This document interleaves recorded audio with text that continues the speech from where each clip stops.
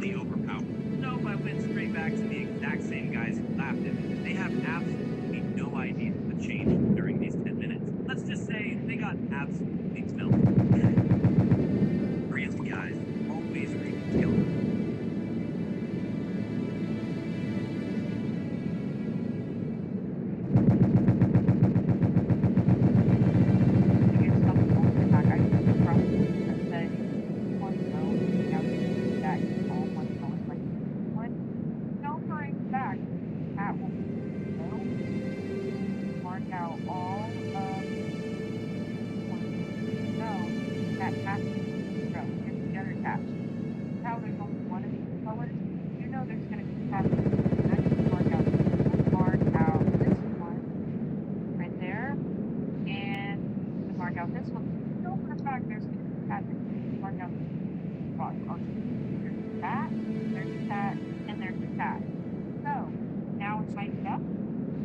So, my acres organized this Christmas party, either a routine yearly event or a celebration of their reopening. Though the party turned into a disaster, it's not entirely clear why or what happened. What is clear, though, is that many people were harmed in chaos, most notably Mary Dean. And if it hasn't been obvious already, the release order is not synonymous with the chronological order, which certainly hasn't helped in trying to piece it together. The reason why I mention this is because we kind of need to ask ourselves why Jack and Mary were at this party in the first place.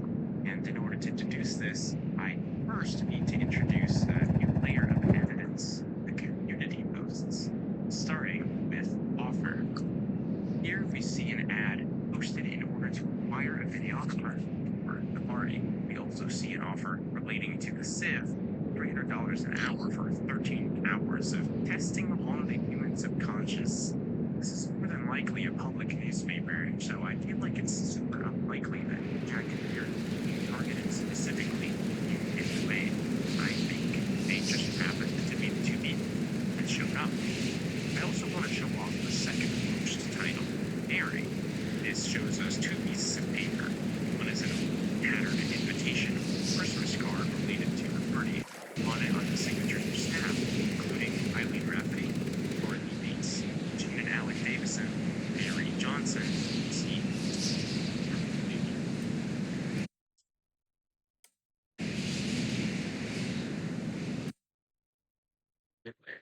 Of these names, we recognize Dorothy, Barry, and one of the two Davisons, all people labeled as vessels.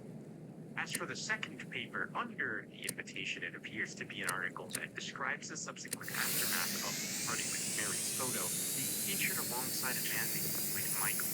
This man shared the last name with Aaron and Michael was their vessel, so probably his brother visiting the party.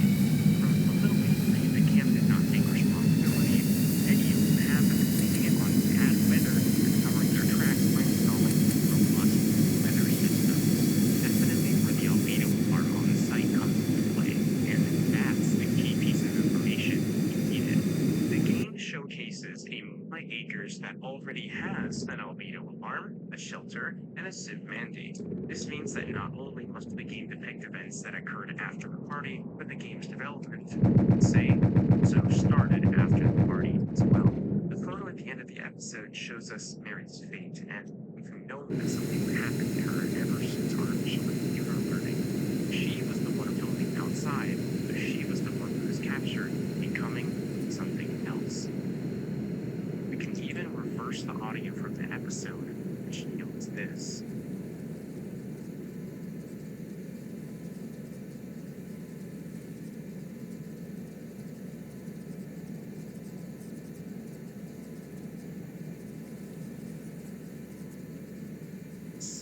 The situation was obviously very traumatic for Jack to have survived, and I think this is when he goes on to investigate what happened on his own, which leads us to the world's weirdest animals and wilderness survival guide. This is when he begins learning more about the iris, specifically.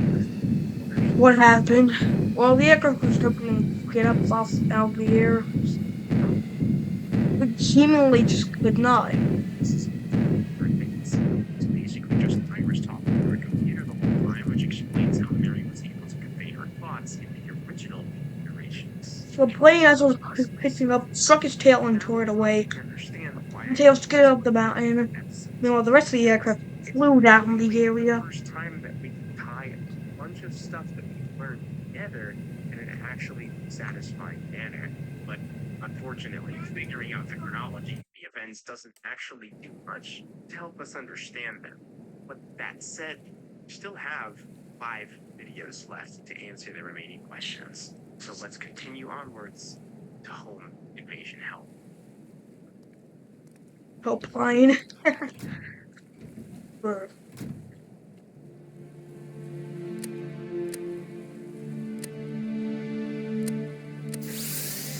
The aircraft started.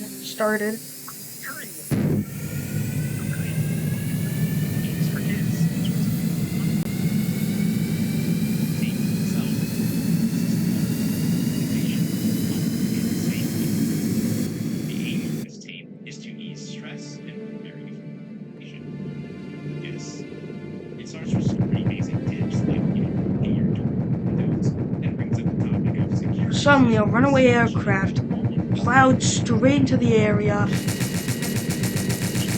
the 3-member crew suffered something violent. They struck it and it went under the underside of the wing, the guns ablazing. The aircraft went running away.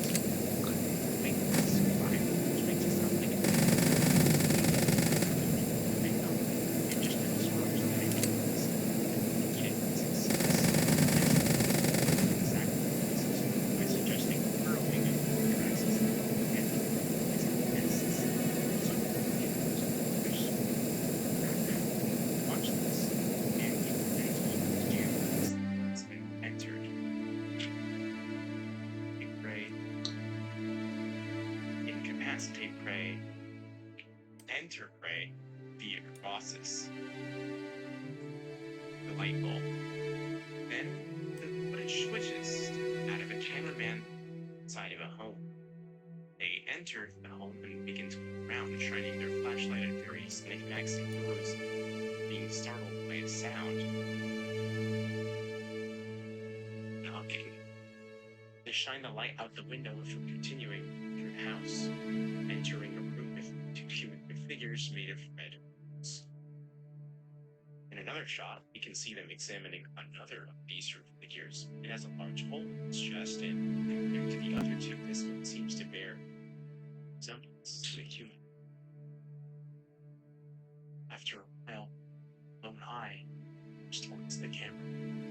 It's still alive. Leaving this area, we can see rooms trapped upstairs. One shot points the flashlight towards the curtains to see What's it called again? Way to being spotted. After discovering he's not one again, frantically tries to flee. He falls to the floor. Strikes.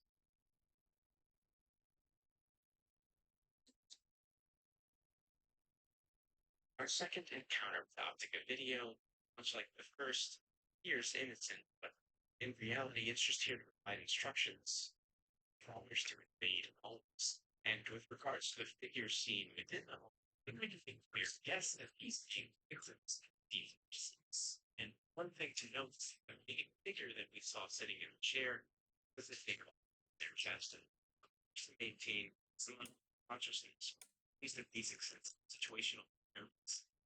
Interesting that we actually read detailed description of how the person attack people, and it seems the last step is to enter the person, which is how we get fake people. And just like the gardeners, this is another thing. Makeshift campaigns are going to come in clutch because it reveals the identity investment tools. It's literally just any